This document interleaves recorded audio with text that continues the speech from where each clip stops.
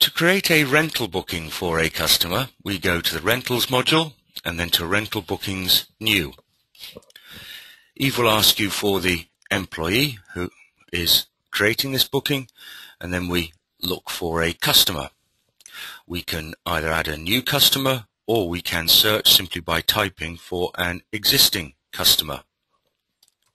And as I type the first letters of their name, up comes the options for who those customers may be. I select the appropriate customer, and as you'll see here, the pop-up notes will tell you information about that customer, certification level, whether they currently have any ongoing invoices, etc., so that you have a handle on who you're dealing with at the time at the rental counter. Now, those are our first two aspects. If you look to the right of the screen, you'll see at the cool bar that the next aspect is to select a start date. That start date may of course be now, it may be a day in the future. The choices are yours. If it is any of these little shortcuts of the next, during the next week, by all means press these keys here. So now would now lead me on to how long this rental booking is for. And again, there are shortcuts if this is for 1, 2, 3, etc. number of days. Though you can, as you see here, to the left of the screen where end date will be populated, also simply enter the detail via typing or by using the calendar functions that you see being used right now.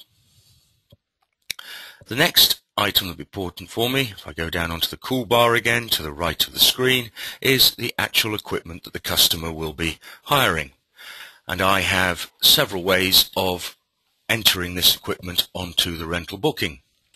One is to click search and then either manually or via barcode or by a particular selection check for the items that a customer may want. So I enter in regulator as one of our rental stock types, and you'll see all the available, currently available, i.e. not checked out or not booked out items available for you to give to a customer. So that's one way of selecting equipment. Another way, of course, is to, and a very important way, is to click the profile button. Previously we would have set up a profile, if this is an existing customer, for a customer so that we always know which sizes of equipment the customer would like. So, for example here, large BCD and size 12 boots, and you'll see in the background that Eve is automatically adding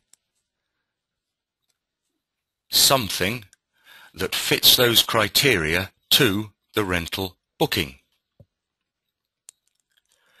And what we have here, and the reason Eve's doing that, is that I have checked the box saying choose a matching item for me.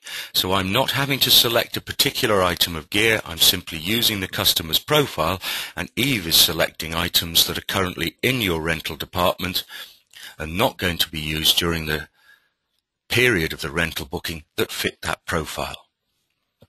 Now at this point, if this is a booking that is going to start today, one of the things I probably want to do is to check out the items on the booking.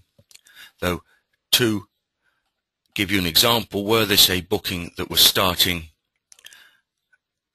2 days in the future, I would simply save the booking and not actually check out those items now, and only check those out at the start date of the booking when the customer came to collect their rental equipment.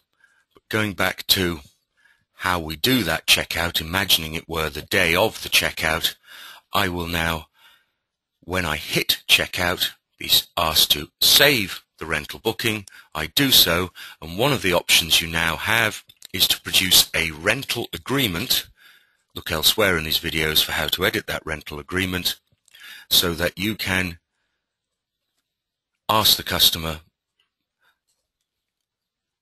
to sign that they have that equipment and that they understand their responsibilities of how to maintain that equipment when they need to bring it back to you, etc. And it is as simple as that to create a rental booking within Eve. Now, although this is a little out of sync, and we will look in other videos at how to send this to an invoice, one of the things you'll obviously want to do is to know how to check this equipment back in. So imagining we are now at a few days in the future, customer brings that equipment back to you.